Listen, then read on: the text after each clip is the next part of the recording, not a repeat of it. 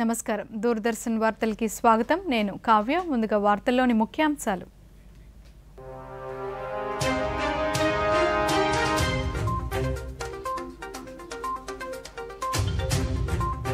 ఘనంగా ఎయిమ్స్ మంగళగిరి మొదటి స్నాతకోత్సవం యువ వైద్యులు గ్రామీణ గిరిజన ప్రాంత ప్రజల సేవకు ముందుండాలన్న రాష్ట్రపతి ద్రౌపది ముర్ము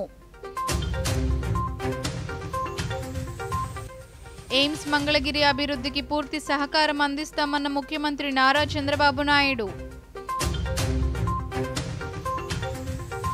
శీతాకాల విడిది కోసం హైదరాబాద్ చేరుకున్న రాష్ట్రపతి హకీంపేట ఎయిర్ ఫోర్స్ స్టేషన్లో స్వాగతం పలికిన తెలంగాణ గవర్నర్ ముఖ్యమంత్రి లోక్సభ ముందుకు one nation one election bill సమాఖ్య స్ఫూర్తికి ఈ బిల్లు విరుద్ధం కాదన్న మంత్రి అర్జున్ రామ్ మేఘ్వాల్ రాజస్థాన్లో పర్యటించిన ప్రధాని రాష్ట్ర అభివృద్ధి ఆర్థిక వికాసానికి కేంద్ర ప్రభుత్వం కట్టుబడి ఉందన్న నరేంద్ర మోదీ ఒకే దేశం ఒకే ఎన్నికల విధానంతో ఖర్చు తగ్గుతుందన్న కేంద్ర గ్రామీణాభివృద్ధి శాఖ సహాయ మంత్రి పెమ్మసాని చంద్రశేఖర్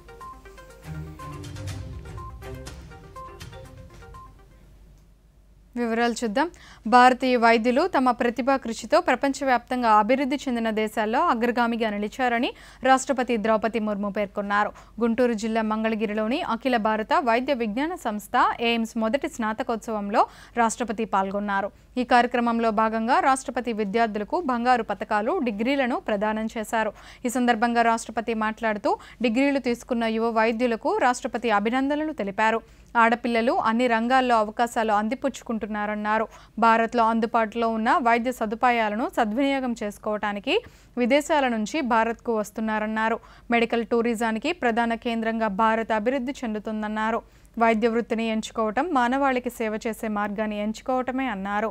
యువ వైద్యులు గ్రామీణ గిరిజన ప్రజలకు సేవ చేసేందుకు ముందుండాలని రాష్ట్రపతి కోరారు. కాగా రాష్ట్రపతి విజయవాడ పర్యటన ముగించుకుని హైదరాబాద్కు చేరుకున్నారు. मंगलगिरी के इस पवित्र स्थल पर मैं पानकाल स्वामी को सादर नमन करती हूँ. मेरी प्रार्थना है कि भगवान लक्ष्मी नरसिंह स्वामी का आशीर्वाद सभी देशवासियों को सदैव प्राप्त होता रहे. यहाँ अध्यापन करने वाले आप सभी विद्यार्थियों और प्राचार्यों का ये सौभाग्य है कि आपको भगवान विष्णु के पानकोम का मधुर प्रसाद मिलता रहता है. Dear students, I express my heartiest congratulations to you all, the youngest doctors among you. You have received their degrees today. 2/3 of them are young lady doctors.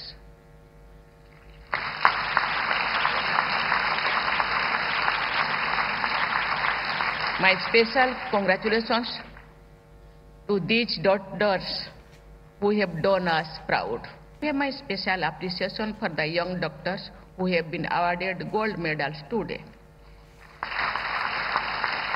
Among the medal winners too, our daughters have accounted for the large share of the glory. The rising participation of women in the medical profession and their significant contributions demonstrate that we are becoming a truly developed society. This also highlighted the fact that given opportunity, our daughters excel in every field. I commend members of the faculty for their role in teaching and mentoring the young doctors. I also praise all the guardians of the young lady doctors deserve special appreciation.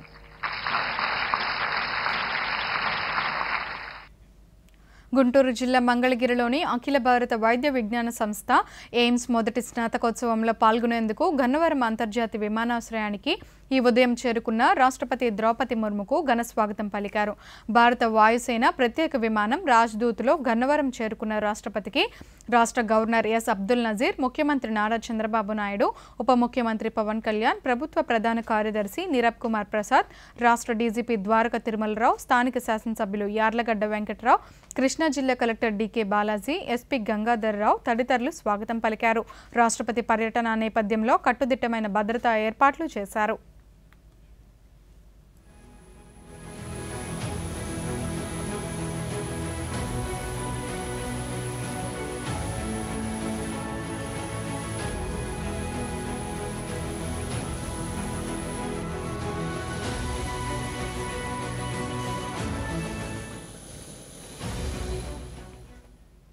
AIIMS Mangalagiri మొదటి స్నాతకోత్సవం విద్యార్థుల ప్రతిభకు నిదర్శనమని ఆంధ్రప్రదేశ్ ముఖ్యమంత్రి నారా చంద్రబాబు నాయుడు పేర్కొన్నారు.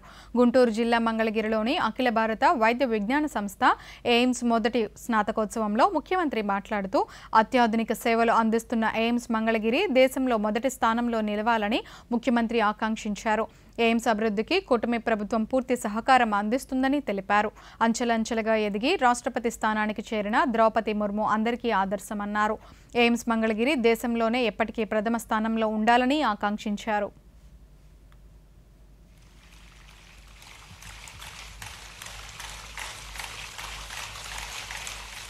I am very happy today. Wonderful place. This Mangalagiri All India Institute has been sanctioned. Then they asked me land. Then at that time we have given this land. If you can see this land, no All India Institute of Medical Science is having this type of land in the country itself. One of the best land. At that time I thought I can give anywhere, but this is the premier institute. I wanted to give one of the best land. That's why if you see in India, Amaravati will be the future city, that also modern city. In that city, our Mangalagiri All India Institute of Medical Science will be the #1 in the country forever. It is going to happen. Your director just now told very clearly he needs 10 acres of land for further development. I cannot say no. Immediately, we will give that land wherever you select. As on today, 183.11 acres we have given. Not the quantum of land, but the quality of land. If you can see the quality nowhere, even I am jealous now to study here, if possible. That is how it is there. Recently we had some problems of water, all these things. In future you won't have any problem.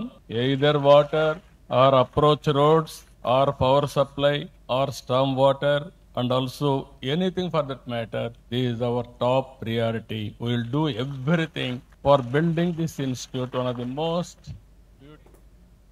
AIIMS Mangalagiri ప్రజలకు వైద్య సేవలు అందించడంతో పాటు వైద్య విద్యను అందించడంలో ఎంతో విశ్వసనీయతకు ప్రతీకగా నిలిచిందని కేంద్ర ఆరోగ్య కుటుంబ సంక్షేమ శాఖ సహాయ మంత్రి ప్రతాపరావు జాదవ్ పేర్కొన్నారు. ఎయిమ్స్ తొలి స్నాతకోత్సవంలో రాష్ట్రపతి ద్రౌపది ముర్ముతో కలిసి కేంద్ర మంత్రి పాల్గొన్నారు. ఈ సందర్భంగా ఆయన మాట్లాడుతూ ఆధునిక టెక్నాలజీ వినియోగంతో ప్రజలకు సేవలు అందిస్తోందన్నారు. కిడ్నీ మార్పిడి శస్త్రచికిత్సలు సైతం అందుబాటులో ఉన్నాయన్నారు. ప్రధానమంత్రి నరేంద్ర మోదీ నేతృత్వంలోని కేంద్ర ప్రభుత్వం విద్యా వైద్యానికి అధిక ప్రాధాన్యతనిస్తుందన్నారు.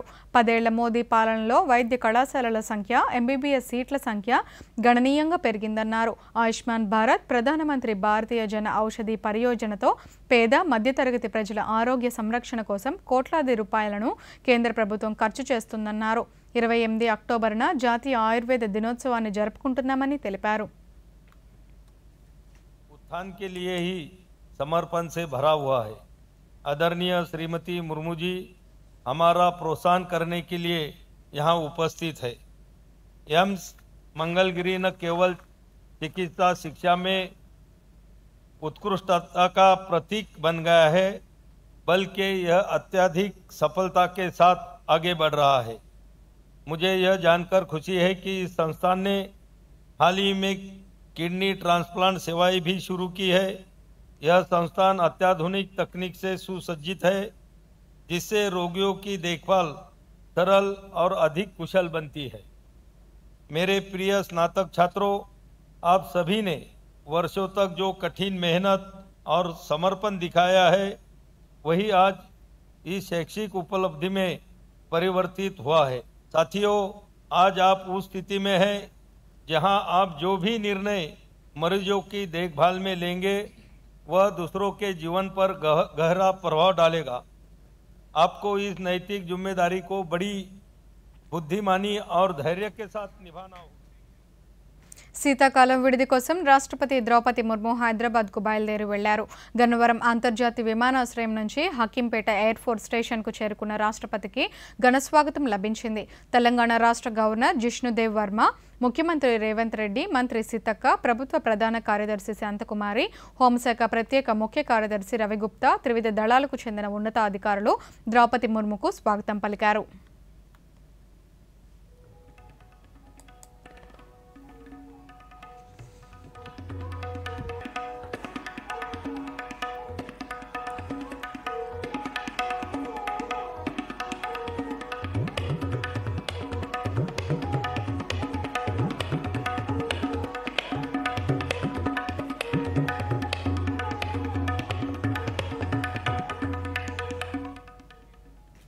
రాష్ట్రంలో పారిశ్రామిక విప్లవం ప్రారంభమైందని లక్షల కోట్ల రూపాయల పెట్టుబడులు రాష్ట్రానికి వరుస కడుతున్నాయని రాష్ట్ర గృహ నిర్మాణ శాఖ మంత్రి కొలుసు పార్థసారథి అన్నారు.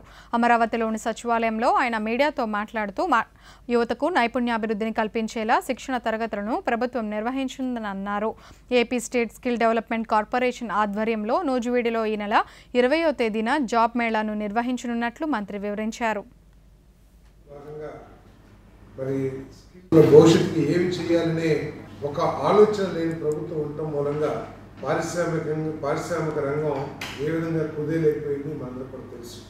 ఆ రంగాన్ని పట్టాలెక్కించడమే కాకుండా లక్షల కోట్ల పెట్టుబడులు తీసుకురావడానికి ప్రభుత్వం పనిచేస్తూ ఉంది. తద్వారా ఉద్యోగ అవకాశాలు కల్పించడానికి కూడా ప్రయత్నం చేస్తుంది. ఈ పారిశ్రామికవేత్తల్ని ఆకర్షించే భాగంగా పారిశ్రామికవేత్తలు ఇక్కడ పెట్టుబడులు పెట్టే పరిస్థితులు కల్పించడం కోసం ఈ రాష్ట్రంలో పెద్ద ఎత్తున స్కిల్ డెవలప్మెంట్ చేసి, అంటే ఇండస్ట్రీకి కావాల్సిన స్కిల్స్ ఉన్న యువకుల హ్యూమన్ రిసోర్సెస్ని ఈ ప్రాంతంలో అందుబాటులోకి తీసుకురావడం కోసం స్కిల్ డెవలప్మెంట్ కూడా చేస్తున్న విషయం అందరికీ తెలిసిందే. నియోజకవర్గంలో జాబ్ మేళా నిర్వహించబోతున్నామని చెప్పేసి మనం చేస్తా ఉన్నాను. దీంట్లో దాదాపు 40 పెద్ద కంపెనీలు, ఐటీ కానివ్వండి, ఫార్మా కానివ్వండి, స్పిన్నింగ్ మిల్స్, ట్రాన్స్పోర్ట్,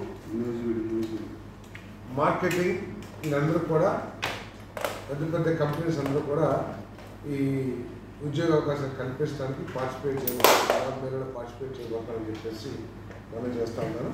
దీనికి ఎక్కువగా నూజివీడు చుట్టుపక్కల ప్రాంతాల యువకులందరూ కూడా దీన్ని సద్వినియోగం చేసుకోవాలని నూజివీడు IIITలో భూ సమస్యల శాశ్వత పరిష్కారం కోసమే రాష్ట్ర ప్రభుత్వం రెవెన్యూ సదస్సులను నిర్వహిస్తుందని రాష్ట్ర సాంఘిక సంక్షేమ శాఖ మంత్రి డాక్టర్ డోలా శ్రీ బాలవీరాంజనేయ స్వామి పేర్కొన్నారు. ప్రకాశం జిల్లా టంగుటూరు మండలం వల్లూరు గ్రామంలో ఏర్పాటు చేసిన రెవెన్యూ సదస్సులో ఆయన ప్రజల నుంచి అర్జీలను స్వీకరించారు. ఈ సందర్భంగా మంత్రి మాట్లాడుతూ ప్రజల నుంచి వస్తున్న వినతుల్లో ఎక్కువ భాగం భూ సమస్యలేనన్నారు. రెవెన్యూ సదస్సుల ద్వారా 45 రోజుల్లో భూ సమస్యలకు పరిష్కారం లభిస్తుందని తెలిపారు. ప్రభుత్వంలో భూముల్ని ఎక్కడ చూసినా కానీ ఖాళీగా ఉంటే ఆక్రమణ చేసుకోవటం, వాటన్నింటినీ బెదిరించి నిషేధ భూమి జాబితాలో చేర్చుకోవటం, వాళ్ళు లొంగి వచ్చిన తర్వాత దాన్ని మళ్ళీ మర్చుకోవటం, రిజిస్ట్రేషన్ చేసుకోవడం జరిగాయి. వీటన్నిటి కూడా గత ప్రభుత్వం ఫ్రీ హోల్డ్ చేస్తామని చెప్పి తీసుకురావటం, ఆ ఫ్రీ హోల్డ్ అయిన వెంటనే ఆత్రంగా అత్యుత్సాహంగా అత్యధిక భూముల్ని రిజిస్ట్రేషన్ కూడా చేసుకునేటువంటిది మన జిల్లాలో ఉంది. రాష్ట్రంలో మొదటి స్థానంలో కడప ఉంటే 3వ స్థానంలో ప్రకాశం జిల్లా కూడా ఉండటం చాలా దురదృష్టకరం. వేలాది కోట్ల రూపాయల ప్రభుత్వ ధనాన్ని రాళ్లు బొమ్మలు వేసుకోవడానికి వాటిని మార్చుకోవడానికి చేశారు. ఇవన్నీ కూడా సరిదిద్దాల్సిన అవసరం ఉంది. ప్రతి గ్రామంలో, రెవెన్యూ గ్రామంలోనూ, అదేవిధంగా శివారు గ్రామాల్లో కూడాను రెవెన్యూ సదస్సులు పెడుతున్నాం. ఈ రెవెన్యూ సదస్సులకి రెవెన్యూ అధికారులతో పాటు అనుబంధంగా ఉండేటువంటి వాళ్ళు, ఎండోమెంట్ కావచ్చు, ఫారెస్ట్ కావచ్చు, అదేవిధంగా మైనింగ్ వాళ్ళు కావచ్చు, సంబంధిత శాఖల అధికారులు కూడా వచ్చి ఆ సమస్యల పరిష్కారం కోసం ప్రభుత్వం వినూత్నంగా ఒక 4 రోజులు ఈ కార్యక్రమాన్ని డిసెంబర్ 6 నుంచి జనవరి 8వ తేదీ భూ సమస్యల పరిష్కారానికి రెవెన్యూ సదస్సు ఒక మంచి వేదిక అని పశ్చిమ గోదావరి జిల్లా కలెక్టర్ చదలవాడ నాగరాణి పేర్కొన్నారు. జిల్లాలోని ఆచంట మండలం వేమవరం గ్రామంలో ఏర్పాటు చేసిన రెవెన్యూ సదస్సులో కలెక్టర్ మాట్లాడుతూ ప్రతి రైతు బాధ్యతగా నీటి తీరువ చెల్లించాలని, భూములు విక్రయించిన, బదలాయింపు చేసిన రిజిస్ట్రేషన్ చేయించుకోవాలన్నారు. రీసర్వే, సర్వే నంబర్లు తప్పుగా వేయటం, ఆర్ఎస్ఆర్ రికార్డులు, భూమి కొనుగోలు, విక్రయాల తదుపరి పేర్ల మార్పిడి, ఆక్రమణలు, నిషేధిత భూముల జాబితా నుంచి తొలగించిన వాటి వివరాలు తెలుసుకోవడానికి ఈ సదస్సులు ఉపయోగపడతాయన్నారు. ప్రతి గ్రామంలోనూ కూడా రెవెన్యూ ఇష్యూస్ ఏమున్నాయి అనేది తెలుసుకోవడానికి ఈ రెవెన్యూ సదస్సులన్నీ కూడా మనం జిల్లా వ్యాప్తంగా అన్ని మండలాల్లోనూ అన్ని విలేజెస్లో ప్లాన్ చేసాము. ఈరోజు ఆచంట వేమవరం విలేజ్లో రెవెన్యూ సదస్సుకి నేను స్వయంగా హాజరవడం జరిగింది. అక్కడ రకరకాల సమస్యలు, పాస్బుక్స్ కానీ ఆన్లైన్ అవ్వలేదు, ఇట్లాంటి రోడ్స్ గురించి కొన్ని ఇష్యూస్ అన్నీ కూడా చెప్పడం, మా దృష్టి తీసుకురావడం జరిగింది. దాని మీద సమగ్రంగా దర్యాప్తు చేసి వారికి ఆ సమస్యల్ని పరిష్కరించాలని చెప్పి సిబ్బందికి సూచించడం జరిగింది. ఇవన్నీ కూడా తొందరగా పరిష్కారం అవ్వడానికి అధికారులంతా కూడా కృషి చేస్తారు. వార్తల్లో చిన్న విరామం.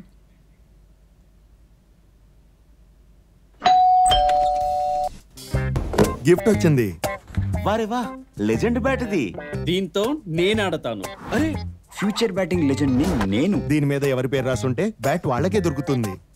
అరే యార్, చూసారా, దీని మీద నా పేరు రాసుండకపోతే ఎంత గొడవ అయిపోయేదో. అందుకే ఆర్బీఐ ఉంటుంది, బ్యాంక్ అకౌంట్ అయినా బ్యాంక్ లాకర్ అయినా మీరు కూడబెట్టిన డబ్బు మీరు నిర్ణయించిన వారికే అందేందుకు అందులో నామినీ పేరు తప్పకుండా నమోదు చేయండి. ఆర్బీఐ ఉంటుంది, విషయాలు తెలుసుకోండి, జాగరూకంగా ఉండండి. Back to news.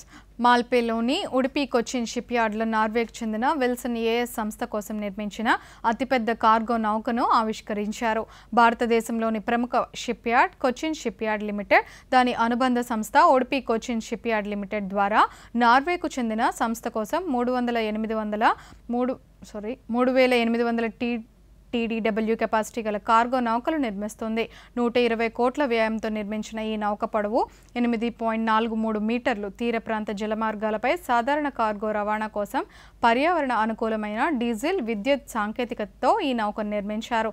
ప్రధాని నరేంద్ర మోదీ ఆత్మనిర్భర్ నినాదం మేరకు మేక్ ఇన్ ఇండియా మరియు మేక్ ఫర్ ది వరల్డ్ కోసం ఉడిపి కొచ్చిన్ షిప్ యార్డ్లో పలు నౌకలను నిర్మిస్తున్నారు. నార్వే రాయబార కార్యాలయ మినిస్ట్రియల్ కౌన్సిలర్ మార్టిన్ అమ్దాల్ మాట్లాడుతూ షిప్పింగ్ పరిశ్రమలో భారతదేశం సుస్థిర సామర్థ్యాన్ని కలిగి ఉందని తెలిపారు.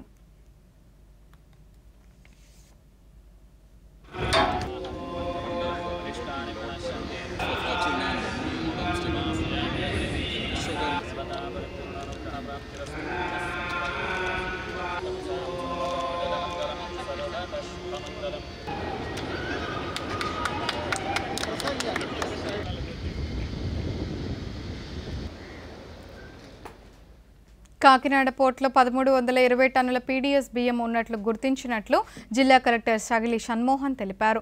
కాకినాడలో ఈరోజు ఆయన మీడియాతో మాట్లాడుతూ ఇటీవల పోర్టులో రేషన్ బియ్యం అక్రమ రవాణాల్లో స్టెల్లా నౌక ద్వారా ఈ బియ్యాన్ని గుర్తించినట్లు చెప్పారు. అయితే ఈ బియ్యం ఎక్కడి నుంచి తీసుకువచ్చింది, ఎక్కడ నిల్వ చేశారు అనే అంశంపై దర్యాప్తు కొనసాగుతుందన్నారు. బియ్యాన్ని వెంటనే సీజ్ చేస్తామని తెలిపారు. మనం అన్లోడ్ చేయించి షిప్ నుంచి గవర్నమెంట్ వారు సీజ్ చేసుకోవడం జరుగుతుంది. అది ఇమీడియట్గా ఆ పని మనం ప్రారంభించడం జరుగుతుంది. 29th నాడు honourable deputy chief ministers visit జరిగింది ఆ పోర్ట్లో ఆ రోజు. అండ్ ఆ తర్వాత ఎంవి స్టెలా అనే షిప్లో ఇంకా ఎంత స్టాక్ ఉంది, బికాస్ షిప్లో మన కంప్లీట్గా నేను వెళ్ళినప్పుడు కూడా కంప్లీట్గా ఒకేసారి అన్నీ మనం చెక్ చేసే పరిస్థితి లేకపోయింది ఆ రోజు. It was a cyclone period and I went alone, I needed team also, అంటే టీమ్ కూడా కావాల్సి ఉంది. సో ఆ తర్వాత మనం ఒక మల్టీడిసిప్లినరీ టీమ్, అంటే ఒక 5 డిపార్ట్మెంట్స్ కలిపి ఒక టీం వేసాం, including revenue, civil supplies, police, customs and ports. ఈ 5 డిపార్ట్మెంట్స్ కలిపి ఒక టీం వేసి ఆల్మోస్ట్ ఒక 12 గంటల పాటు ఆ షిప్ మొత్తం మనం సర్చ్ చేయటం. షిప్లో హ్యాచెస్ ఉంటాయి, హ్యాచెస్ అంటే కంపార్ట్మెంట్స్ లాగా ఒక 5 కంపార్ట్మెంట్స్ ఉంటాయి. ఈచ్ కంపార్ట్మెంట్లో ఎక్కడెక్కడైతే రా రైస్ అంటే వైట్ రైస్ ఉందో, బాయిల్డ్ రైస్ అవన్నీ పక్కన పెడితే వైట్ రైస్ ఎక్కడైతే ఉందో ఈచ్ కన్సైన్మెంట్లో ఒక శాంపుల్ తీసుకొని రావడం జరిగింది. అలా మనం 12 శాంపుల్స్ తీసుకురావడం జరిగింది. శాంపుల్స్ టెస్ట్ చేసిన తర్వాత కూడా 36% ఆఫ్ FRK, మనం ఏదైతే మనం ఫోర్టిఫైడ్ రైస్ కెర్నల్స్ అనుకున్నామో అవి ఆ శాంపుల్స్లో దొరకడం, అది నిర్ధారింపడం జరిగింది. మొత్తం ఆ 1320 టన్స్ కూడా one company by name Satyam Balaji rice industries private limited. So ఈ Satyam Balaji rice industries private limited అనే కంపెనీకి సంబంధించిన, ఆ ఎక్స్పోర్టర్కి సంబంధించిన బ్యాగ్స్ అవి.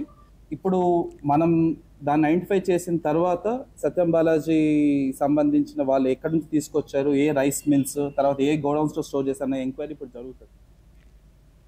ప్రకృతిలోని స్వచ్ఛతను ఆస్వాదించడం ద్వారా ఆరోగ్యకరమైన జీవనాన్ని అందుకోవచ్చని, ఇందుకు ఆయుర్వేదం తోడ్పాటును అందిస్తుందని శ్రీ పొట్టి శ్రీరాములు నెల్లూరు జిల్లా ఆయుష్ అధికారి డాక్టర్ గోవిందయ్య పేర్కొన్నారు. ప్రధానమంత్రి ధన్వంతరి జయంతి కార్యక్రమాన్ని పురస్కరించుకొని ప్రారంభించిన దేశక ప్రకృతి పరీక్ష అభియాన్ యాప్లో వివరాలు నమోదు కార్యక్రమాన్ని నెల్లూరులో నిర్వహించారు. ఈ సందర్భంగా ఆయన మాట్లాడుతూ ప్రకృతి సిద్ధమైన ఆయుర్వేద వైద్యం ప్రాధాన్యతపై జిల్లాలో విస్తృతమైన అవగాహన ఏర్పడిందని, ఈ మేరకు యాప్ నందు తమ వివరాలు నమోదు చేసుకునే వారి సంఖ్య భారీగా పెరిగిందన్నారు.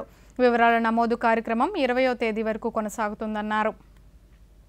ప్రధానమంత్రి మోడీ గారు మన భారతదేశంలో ఉన్నటువంటి మన జనాభా సంపూర్ణ ఆరోగ్యవంతులుగా ఉండాలని దేశ్ కా ప్రకృతి పరీక్ష అభియాన్ అనే ఒక లింక్ని రిలీజ్ చేయటం జరిగింది. దాని యొక్క ఉద్దేశం ఏంటి అంటే ఈ ప్రకృతి పరీక్షలు అంటే మానవుని యొక్క ప్రకృతి ఆయుర్వేదంలో చెప్పబడినటువంటి త్రిదోషాలకు లింక్ అయి ఉంటుంది కాబట్టి మానవుని యొక్క ప్రకృతి వారి ప్రకృతి వాళ్ళే తెలుసుకున్నట్లయితే సంపూర్ణ ఆరోగ్యవంతులుగా ఉండడానికి వాళ్ళు ప్రయత్నం చేస్తారు. తద్వారా భారతదేశం మొత్తం సంపూర్ణ ఆరోగ్యవంతంగా ఉండాలని భావించి ప్రవేశపెట్టినటువంటి లింక్ అండి ఇది. డిసెంబర్ 25వ తేదీకి క్లోజ్ అవుతుంది. ఈ 3.5 సంవత్సరాల్లో ఆయుర్వేదానికి కానీ యోగాకు కానీ ఆయుష్ డిపార్ట్మెంట్కి కానీ పెడుతున్నటువంటి అవగాహన సదస్సులు ఉచిత వైద్య శిబిరాల ద్వారా జనాలు చాలా చైతన్యవంతమై బాగా ఆయుష్ డిపార్ట్మెంట్ని ఆయుర్వేదిక్ మందుల్ని బాగా ఉపయోగించుకుంటున్నారు. రాజస్థాన్లో ప్రారంభమైన అభివృద్ధి పనులు రాబోయే అనేక సంవత్సరాల అభివృద్ధికి బలమైన పునాది అని ప్రధానమంత్రి నరేంద్ర మోదీ పేర్కొన్నారు. రాజస్థాన్ రాష్ట్ర ప్రభుత్వం ప్రతిష్టాత్మకంగా నిర్వహిస్తున్న ఏక్ వర్ష్ పరిణామ్ ఉత్కర్ష్ కార్యక్రమం ఏడాది పూర్తయిన సందర్భంగా నిర్వహించిన కార్యక్రమంలో ప్రధాని పాల్గొన్నారు. ఈ సందర్భంగా 46,300 కోట్ల రూపాయల విలువైన విద్యుత్తు, రహదారులు, రైల్వే, జలవనరులకు సంబంధించి 24 ప్రాజెక్టులకు శంకుస్థాపనలు, ప్రారంభోత్సవాలు చేశారు. అదేవిధంగా రాజస్థాన్లోని ప్రభుత్వ కార్యాలయాల పైకప్పుపై సౌర విద్యుత్ ప్లాంటును ఏర్పాటు చేసే కార్యక్రమానికి కూడా ప్రధాని శంకుస్థాపన చేశారు. అనంతరం ప్రధాని మాట్లాడుతూ ఈ కార్యక్రమం ప్రభుత్వం 1 సంవత్సరం పూర్తి చేసుకున్న సందర్భంగా మాత్రమే కాకుండా రాజస్థాన్ అభివృద్ధి పండుగను కూడా సూచిస్తుందన్నారు. ఈ ప్రాజెక్టులు రాజస్థాన్లో త్రాగునీటి అడ్డంకులకు తగిన పరిష్కారాన్ని అందజేస్తాయన్నారు. అపారమైన ఉద్యోగ అవకాశాలను సృష్టించడమే కాకుండా రైతులు, మహిళలు, యువతకు ప్రయోజనం చేకూరుస్తాయని ప్రధాని వ్యాఖ్యానించారు. हमें देशवासियों की सेवा करने का अवसर दिया है, आशीर्वाद दिए हैं। अभी कुछ दिन पहले ही महाराष्ट्र में भाजपा ने लगातार दूसरी बार सरकार बनाई और चुनाव नतीजों के हिसाब से देखें तो वहां भी ये लगातार तीसरी बार बहुमत मिला है। वहां भी पहले से कहीं अधिक सीटें भाजपा को मिली है। इससे पहले हरियाणा में लगातार तीसरी बार भाजपा की सरकार बनी है। हरियाणा में भी पहले से भी ज्यादा बहुमत लोगों ने हमें दिया है। कांग्रेस कभी आपके जीवन से पानी की मुश्किलें कम नहीं करना चाहती। ఒకే దేశం ఒకే ఎన్నికల బిల్లు లోక్సభ ముందుకు వచ్చింది. కేంద్ర న్యాయశాఖ మంత్రి అర్జున్ రామ్ మేఘ్వాల్ ఈరోజు జమిలీ ఎన్నికల బిల్లును లోక్సభలో ప్రవేశపెట్టారు. ఈ సందర్భంగా ఆయన మాట్లాడుతూ 129వ రాజ్యాంగ సవరణ ద్వారా ఈ బిల్లును సభలో ప్రవేశపెడుతున్నట్లు తెలిపారు. దేశంలో ఒకేసారి లోక్సభ, రాష్ట్రాల అసెంబ్లీలకు ఎన్నికలు నిర్వహించడం ద్వారా ఖజానాపై భారం తగ్గుతుందని కేంద్ర గ్రామీణాభివృద్ధి, కమ్యూనికేషన్ల సహాయ మంత్రి, తెలుగుదేశం పార్టీ సభ్యులు పెమ్మసాని చంద్రశేఖర్ తెలిపారు. 269 మంది సభ్యుల అనుకూలత, 184 మంది వ్యతిరేకత తెలిపిన ఈ బిల్లును స్వాగతిస్తున్నట్లు తెలిపారు. కాగా ఈ బిల్లును ప్రతిపక్ష Congress party, Samajwad party, DMK, RJD తదితర పార్టీలు తీవ్రంగా వ్యతిరేకించాయి. పలువురు సభ్యులు మాట్లాడుతూ ఈ బిల్లు ఆమోదం పొందితే కేంద్ర ఎన్నికల సంఘానికి మరిన్ని అధికారాలు ఇచ్చినట్టేనని తెలిపారు. The Constitution 129th Amendment Bill 2024 further to amend the Constitution of India, ये आइटम नंबर 18 में है और आइटम नंबर 19 में जैसे आपने कहा, honourable speaker sir, with your permission I wish to move for leave to introduce the Union Territories Laws Amendment Bill 2024 further to amend the Government of ప్రభుత్వాలకు మార్గదర్శకంగా ఉన్న రాజ్యాంగం 75 సంవత్సరాల క్రితం రూపొందించుకున్నామని, అయితే దేశ ప్రజల అవసరాలకు అనుగుణంగా రాజ్యాంగాన్ని పలుమార్లు సవరించడం జరిగిందని కేంద్ర హోంశాఖ మంత్రి అమిత్ షా రాజ్యసభలో పేర్కొన్నారు. కాలానుగుణంగా మారుతున్న ప్రజల అవసరాల మేరకు ఈ సవరణలు చేపట్టడం జరిగిందన్నారు. రాజ్యాంగం నిర్మించుకుని 75 సంవత్సరాలు పూర్తవుతున్న సందర్భంగా మంత్రి రాజ్యసభలో ప్రసంగించారు. ఉమ్మడి పౌర స్మృతి వంటి కీలక మార్పులను దేశం చూసిందన్నారు. ఈ క్రమంలో ప్రజలు అనేక ఇబ్బందులు ఎదుర్కొంటూ ఆర్థికంగా, సామాజికంగా సాధికారతను సాధించారని మంత్రి పేర్కొన్నారు. 101वां संशोधन 1 जुलाई 17 को हम जीएसटी को लेकर आए मान्यवर और इस देश के अर्थतंत्र को रिदम में लाने का कश्मीर से कन्याकुमारी और कामाख्या से द्वारका तक विशाल फैले हुए देश को जीएसटी के तहत 100 अलग अलग बिक्री करके कानूनों को समाप्त कर कर लोगों की हालाकी खत्म कर कर एक कानून लाने का काम नरेंद्र मोदी जी ने किया और वो लोगों की भलाई की। हम संशोधन लाए देश के अर्थतंत्र को सुचारू बनाने के लिए। दूसरा संशोधन लाए 102वां संशोधन national commission of backward class को संवैधानिक వికసిత్ భారత్ 2047కు బలాన్ని ఇచ్చేలా వికసిత్ ఆంధ్ర లక్ష్యానికి ఆంధ్రప్రదేశ్ రాష్ట్రం కట్టుబడి ఉందని కేంద్ర గ్రామీణాభివృద్ధి కమ్యూనికేషన్ శాఖల సహాయ మంత్రి డాక్టర్ పెమ్మసాని చంద్రశేఖర్ లోక్సభలో పేర్కొన్నారు. రాజ్యాంగం సూచిస్తున్న సహకార సమైక్య విధానానికి ఒకే దేశం ఒకే ఎన్నికల విధానం సరైందన్నారు. లోక్సభలో ఈరోజు ప్రవేశపెట్టిన ఈ బిల్లును తెలుగుదేశం పార్టీ తరపున మద్దతు తెలుపుతూ 2019లో లోక్సభ ఎన్నికలకు ఎన్నికల కమిషన్ 6,000 కోట్ల రూపాయలు ఖర్చు చేయగా 2024లో 10,000 కోట్ల రూపాయలు ఖర్చు చేసినట్లు అధికార నివేదికలు చెబుతున్నాయి. ఒకే దేశం ఒకే ఎన్నిక విధానం ఈ ఖర్చును తగ్గించవచ్చని ఆయన పేర్కొన్నారు. Nation building initiatives such as Viksit Bharat 2047 and aims to align them with Viksit Andhra 2047, reflecting the true spirit of cooperative federalism and a shared vision for progress and development. Sir, there are several advantages of one nation, one election bill, but I would like to quote 4. Number one, reduced expenditure and logistical efficiency, sir. Although the official figures for the 2019 Lok Sabha elections vary, news reports estimate the Election Commission of India has spent more than 6,000 crores, sir. If the elections are held simultaneously, the voter turnaround would be increased. ప్రధానమంత్రి నరేంద్ర మోదీ తన మనసులోని భావాలను దేశ ప్రజలతో పంచుకునే మన్ కీ బాత్ కార్యక్రమం 117వ సంచిక ఈ నెల 29వ తేదీ ఆదివారం ఉదయం 11 గంటలకు ప్రసారమవుతుంది. ప్రజలు తమ అభిప్రాయాలను నమో యాప్ ద్వారా కానీ స్వర సందేశాలను అయితే 1800117800 నెంబర్కు ఈ నెల 27వ తేదీలోగా పంపవచ్చు. అలాగే www.mygov.in వెబ్సైట్ ద్వారా కానీ 1922 నెంబర్కు మిస్డ్ కాల్ ఇవ్వడం ద్వారా తిరిగి మన మొబైల్కి వచ్చే సంక్షిప్త సందేశంలోని లింక్ ద్వారా కూడా అభిప్రాయాలను తెలియజేయవచ్చు. ఆకాశవాణి సమన్వయంతో దూరదర్శన్ ఛానళ్లు మన్ కీ బాత్ కార్యక్రమాన్ని ప్రసారం చేస్తాయి. ఈ కార్యక్రమ తెలుగు అనువాదం వెనువెంటనే దూరదర్శన్ సప్తగిరిలో ప్రసారం అవుతుంది.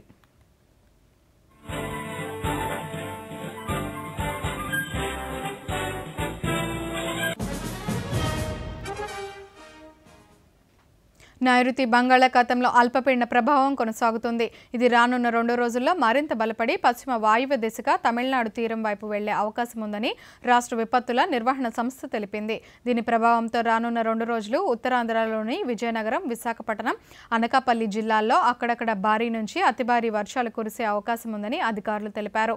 శ్రీకాకుళం, పార్వతీపురం, మన్యం, అల్లూరి, కోనసీమ, తూర్పుగోదావరి, పశ్చిమ గోదావరి, ఏలూరు, కృష్ణా, నెల్లూరు, కడప, అన్నమయ్య, చిత్తూరు, తిరుపతి జిల్లాల్లోని కొన్ని ప్రాంతాల్లో తేలికపాటి నుంచి మోస్తరు వర్షాలు కురిసే అవకాశం ఉందని తెలిపారు. ఈ నెల 19న పార్వతీపురం, మన్యం, తూర్పుగోదావరి, పశ్చిమ గోదావరి, ఏలూరు, కృష్ణా, నెల్లూరు జిల్లాల్లో కొన్ని చోట్ల తేలికపాటి నుంచి మోస్తరు వర్షాలు కురిసే అవకాశం ఉందన్నారు. ఈ నేపథ్యంలో రైతులు వ్యవసాయ పనుల్లో జాగ్రత్తలు తీసుకోవాలని సూచించారు. ఈ వార్తలు ఇంతటితో సమాప్తం. నమస్కారం.